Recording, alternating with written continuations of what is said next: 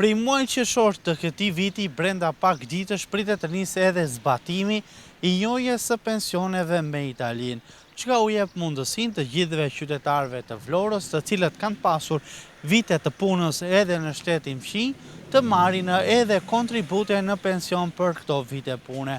Por gjithashtu edhe shtetasve italian të cilët prej vitesh ndoshta kanë punuar dhe jetuar në Vlorë, të marrin edhe ata kontribute nga të dyja shtetet.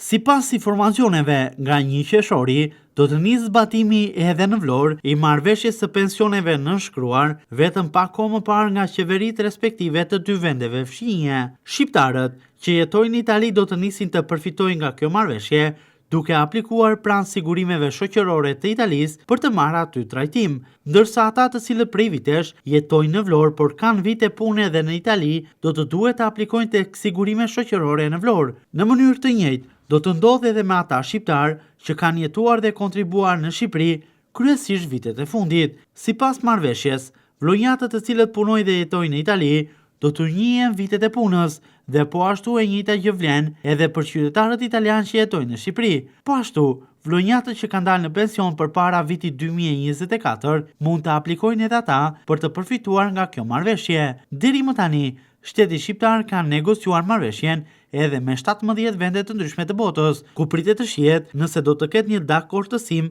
me ta ose jo.